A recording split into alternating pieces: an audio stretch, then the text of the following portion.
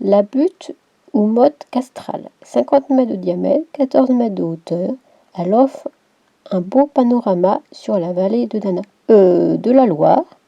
Avant, elle servait pour défendre la cité.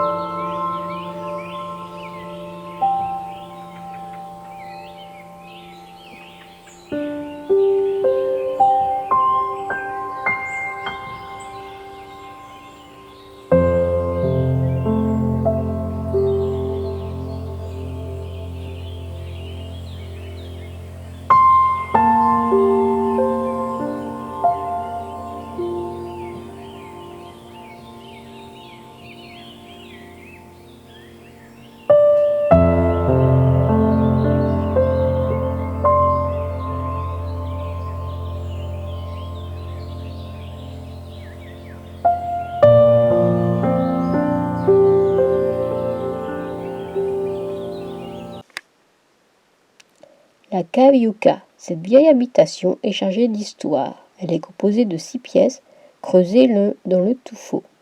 Je vous expliquerai plus tard c'est quoi.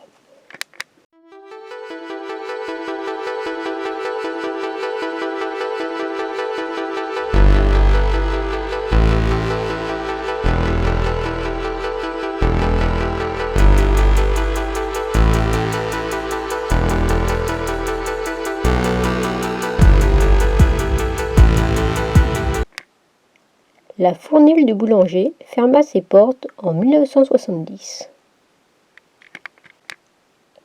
La source Saint-Gabriel est l'une des fontaines des plus importantes du village. En 1906, elle alimentait 50 foyers. Une cité troglodyte signifie architecture rudimentaire consistant à ménager des habitats souterrains ou creusés dans le rocher à flanc. Les extractions des blocs de tuffeau ont servi à la construction des édifices religieux au Moyen-Âge, des fortifications et des gracieuses demeures du village et de ses environs. Tuffeau est une pierre calcaire à grains fins, constituée de restes d'organismes et de fragments de roches, âgés de 90 millions d'années. Le tuffeau est le résultat d'une lente et longue transformation du sédiment en roche en cimentation de particules fossiles entre elles. Ceci fut possible car une mer profonde recouvrait la région.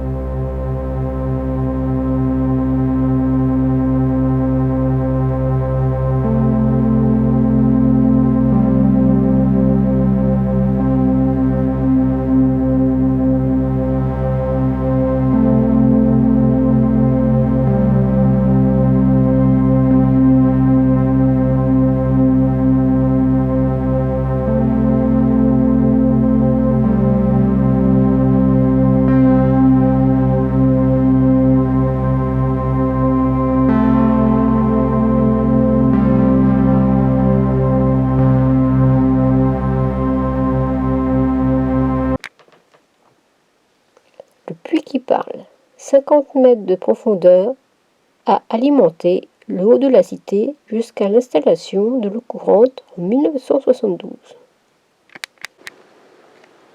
Coucou Louise.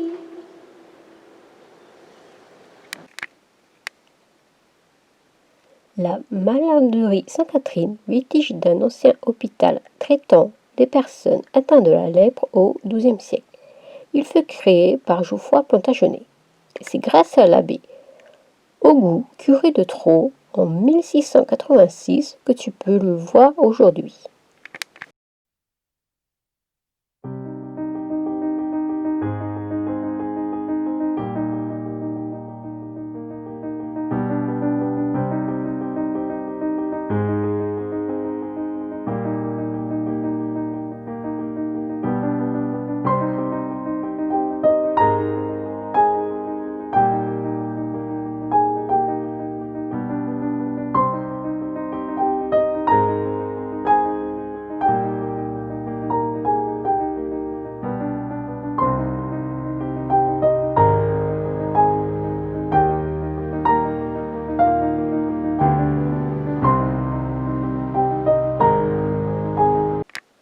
La grotte pétrifiante.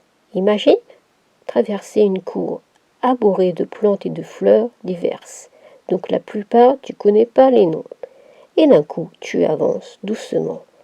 Une autre atmosphère est présente. 2 mots tu chuchotes.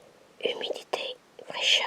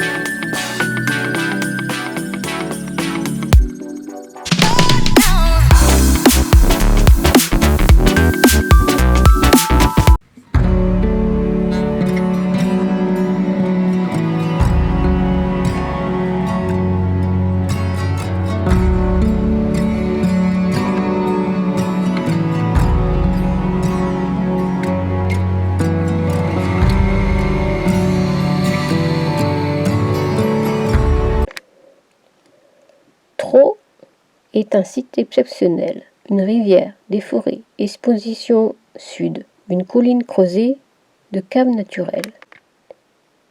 Il devient tellement un lieu important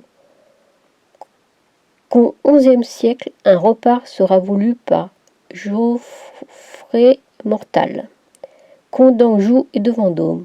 Ensuite, 74 ans plus tard environ, d'autres fortifications suivront.